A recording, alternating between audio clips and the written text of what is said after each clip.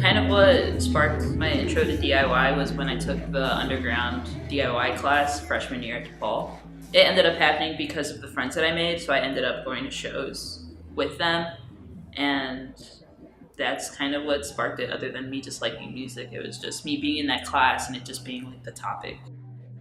DIY is just communities coming together and creating events, creating spaces that include people of all identities and all communities. So some people can't afford to go to venues often. Some people feel like they need something in their vicinity that they could easily access instead of going out of their way or like into the city or other places to just experience different parts of community and to meet different people.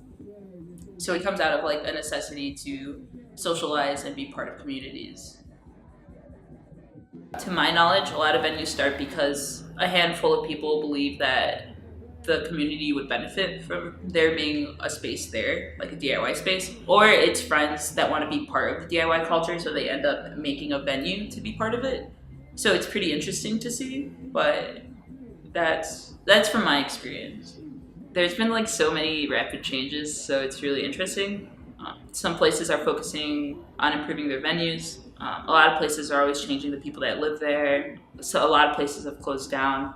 And lately there's just a push for more variety, like female fronted acts, instead of just trying to like scrap together lineups and have shows. A lot of places shut down because of like frequent police activity or people not living there anymore. A lot of the time they move and open a new place. So I know Dollhouse closed down, but Charm School ended up happening, so that's pretty neat. I've had one show and it was ridiculous, yes.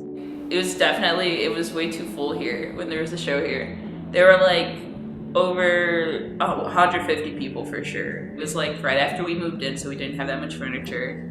We had a lot of music going, so it was like The Slaps, Omar Apollo, Beach Bunny, K. Jones. It was really cool. The weirdest thing though was that the police came at 1 when they should have came earlier, because technically like with sound ordinances they should have came at like 10:30, 11.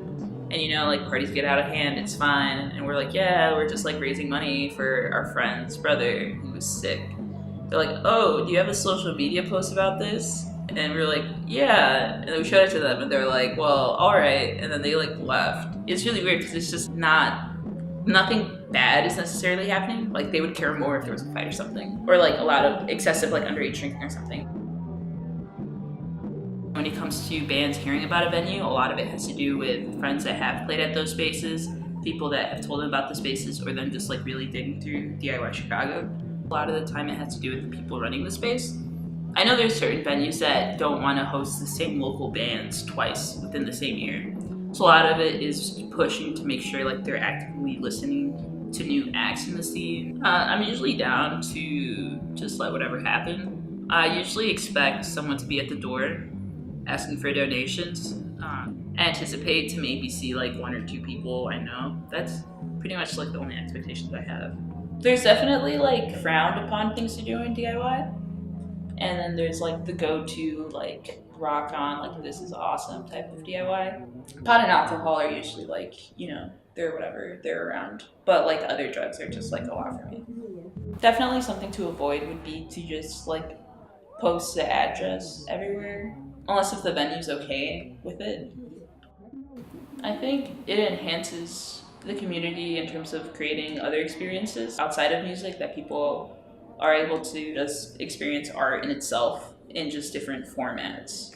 A lot of it could be with photography, a lot of it could be with graphic design, a lot of it could be with like paint and illustration, or even fashion. A lot of people are getting into fashion lately, which is pretty cool.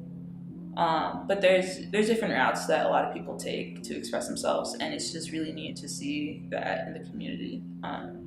But in terms of like for the creator, I'm sure they're just like happy to create an experience for other people and see what their perspective is from it, because everyone interprets art differently.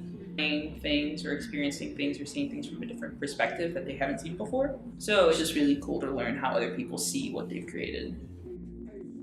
The aspects that are probably like really good for DIY communities to me would be just communication, like a sense of welcoming, just bonding over similarities or just finding like little things that like really stand out, like highlighting the differences that they have, but in a good way or in a good light, and just making sure everyone's like optimistic and happy to be there. Those are probably the most important things for a community, for sure.